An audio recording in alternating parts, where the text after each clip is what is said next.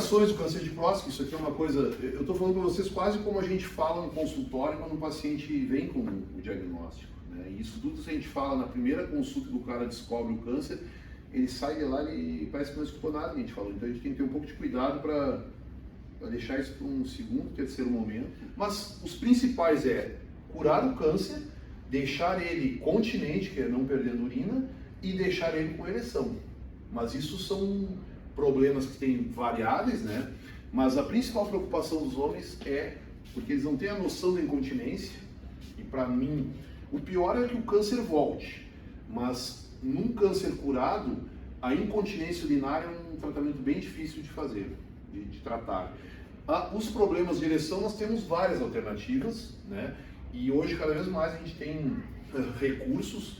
A gente está lançando aí uma clínica para o ano que vem direcionada a tratamento da impotência, que é o meu foco de carreira agora. E isso é uma coisa que a gente tem muita alternativa e a gente vê que o pessoal tem pouco acesso à informação e, lamentavelmente, o que me fez me direcionar bastante é que, como tem pacientes que saem daqui porque não sabem que isso pode ser tratado aqui. Então a gente vai focar nessa área, que é uma área bem importante da saúde masculina. Aqui eu fiz um resumo, a gente tem os comprimidos, aqui a fotinho do famoso Viagra, mas hoje existem várias outras opções, né? Existe hoje um tratamento, no passado se usava o Viagra por demanda, ia transar, usava. Hoje nós temos tratamentos diários, a gente tem tratamentos por demanda também, em baixas doses, né? Cada paciente tem uma indicação, né? O que se sabe é que provavelmente os benefícios que os remédios de uso diário trarão no futuro, ele vai quase se tornar uma medicação de uso comum, assim como todo mundo conhece alguém que usa um ASzinho, uma aspirina, depois de uma certa idade. Porque além de tudo, eles descobriram que esses remédios no uso diário, eles melhoram sintomas prostáticos, sobretudo em pacientes mais velhos, que são os pacientes que têm mais disfunção erétil. Ali tem o spray sublingual, que nada mais é do que os medicamentos para ereção de forma sublingual, tá? Que isso também temos disponível aí, tem sabor morango, menta, o que quiser, né? E agregado a isso tem outras medicações que tu pode manipular e fazer. Isso, tá? Em relação às injeções intracavernosas, e tem a injeção intrauretral. Injeções intracavernosas é um tratamento muito utilizado, tem indicações específicas, é usado naqueles que o comprimido falha ou que não pode usar, tá? E na falha dos injetáveis, né, a gente parte para as próteses, que aí é um assunto vasto também e que tem muita informação aí para a gente pode ter. Quanto às próteses, acho que é um assunto também importante, não é o foco aqui. A gente tem as próteses maleáveis que ficam introduzidas nos corpos cavernosos e a gente tem as próteses infláveis, que a gente tem um dispositivo aqui e um outro armazenado aqui, tudo por cirurgia, né?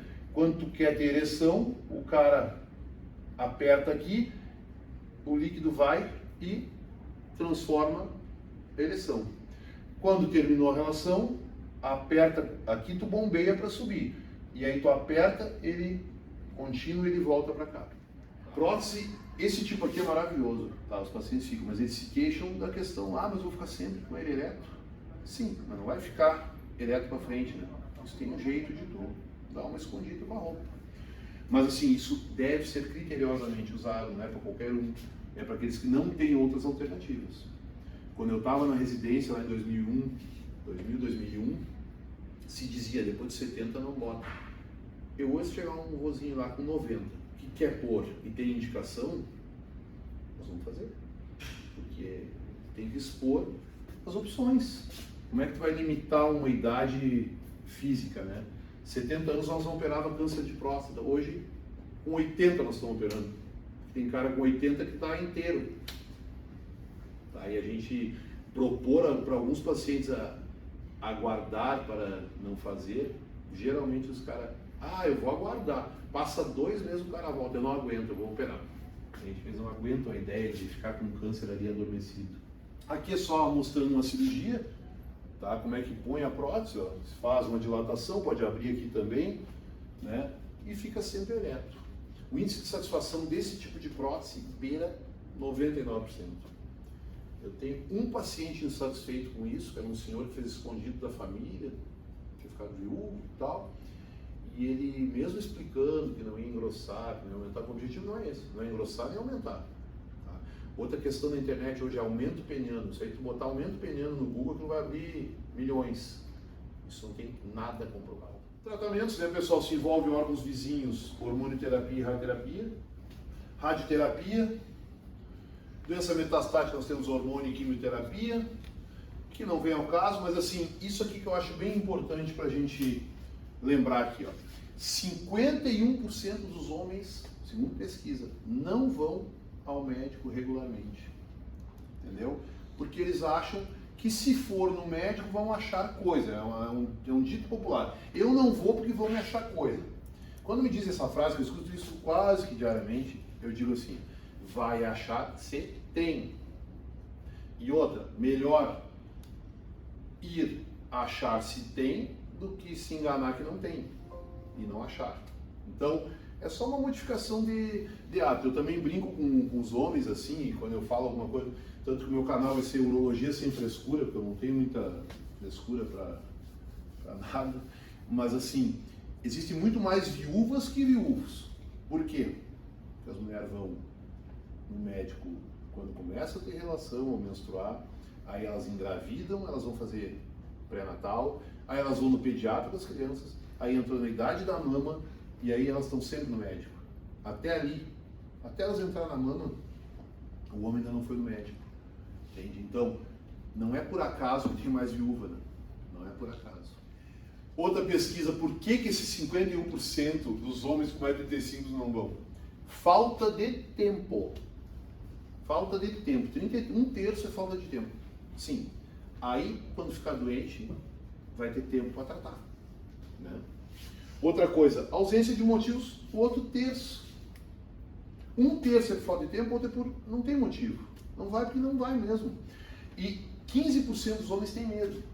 Vocês já devem ter ouvido falar, não tem um churrasco que vocês vão e falar sobre o câncer de próstata ou sobre o toque da próstata, que não vão dizer para vocês, ah, mas é uma porcaria, exame que vai no médico. Eu escuto todo dia piada, né? Porque isso está na minha vida.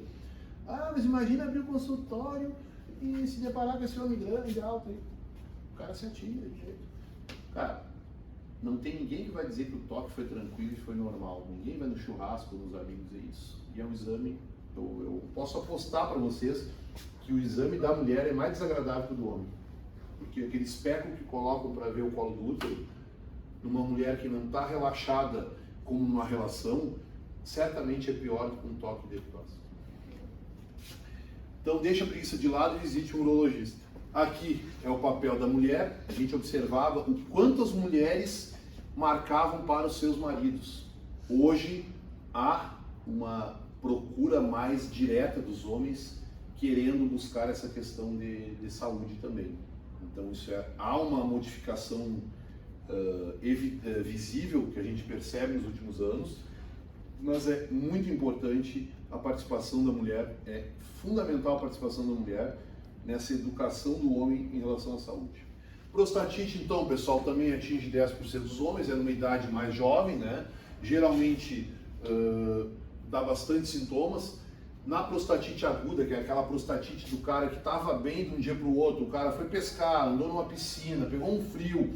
Eu atendo muito cara que é açougueiro, tá sempre, vai na câmara fria, vem pro calor, vai e volta. Esse cara, ele amanhece ruim, ele passou a noite, urinou 10, 15 vezes, o cara vai, esse cara de manhã ele procura o médico. Esse aqui é o que vai no médico. E ele, geralmente, como ele está ruim, ele procura direto nós, ele não vai nem no plantão. Né? Esse é um paciente que trata com antibióticos, calor local, anti-inflamatórios, mas assim, não adianta, se esse cara chegar no meu consultório e fazer um toque, esse cara vai pular. E outra coisa, ao fazer o toque tendo uma infecção localizada, eu posso fazer bacteremia, que é bactérias espalharem para o sangue. Tem cara que sai dali pior do que chegou se tu fizer um toque. Então esse cara, eles vêm na expectativa que eu vou tocar, e eu de cara digo, não vou te tocar, não é por preguiça, porque senão eles acham que tu não quer fazer o toque para ser ligeirão. Na verdade, é protegendo ele. Tratamento antibiótico, anti-inflamatórios, banho de assento, é o cara que vai faltar trabalho, precisa de repouso, precisa testado. Tá? Sintomas mais leves, que é a prostatite crônica, isso aqui abre um capítulo dentro da urologia, porque prostatite crônica hoje tem muitas causas, muitas possibilidades e não necessariamente sejam infecciosas. Tem vários estudos aí de questões alérgicas, né, produção de substâncias do próprio organismo contra a urina que vão dar queixas. Hiperplasia prostática benigna, eu adoro essa imagem, que é a sensação de não conseguir urinar, né? 80 a 90% dos homens vão ter, em vários graus. Cirurgia hoje é 10 a 20%, não mais que isso. Então, uma das questões que os médicos procuram segunda opinião é quanto indica uma cirurgia, né? E o cara está desconfiado se tem que fazer.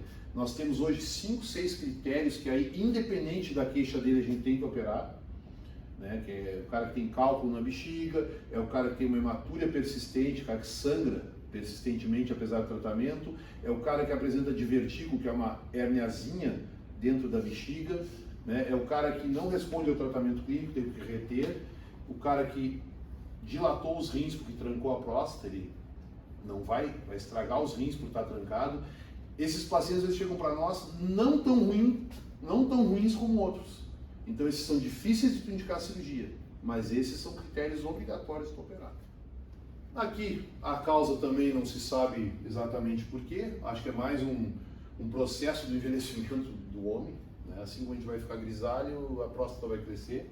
Aqui eu acho bem interessante também, a gente vê uma bexiga que está saindo bonita, a urina, um jato legal, e aqui uma próstata que cresceu, trancou o canal, fica resíduo, a bexiga faz força e a urina sai com gotejo. Eu acho um desenho bem legal, né, para entender.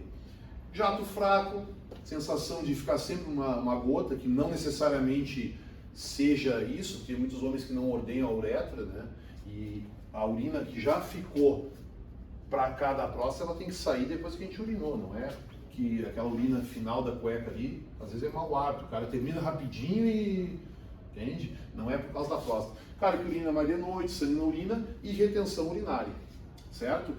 Bonito ali, é uma sonda, né? É uma coisa que o pessoal também pergunta, né? Aqui então é o mesmo exame da próstata, né? Tem tratamentos e aqui a gente tem mais ou menos como é que é feita uma cirurgia, só para vocês terem uma ideia, tudo pelo canal, né? Mas existem indicações de operar a próstata também, próstatas maiores que 80 gramas se deve fazer aberta, porque a gente quer que o cara fique bem 10 anos, 15 anos, então quer que ele daqui a 6 meses volte a ser operado.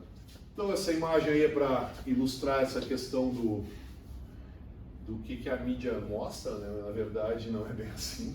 Esse aí provavelmente estava ou com medo ou com uma prostatite aguda.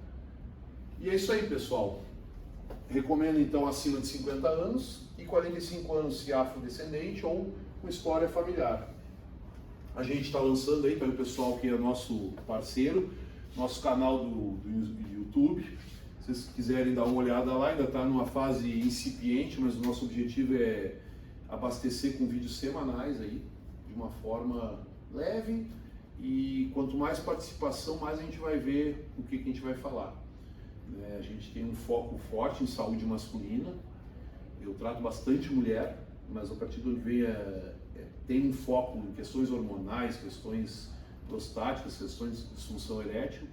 Vou seguir atendendo, mas vai ter uma questão de marketing mais direcionada ao público masculino que eu acho que precisa.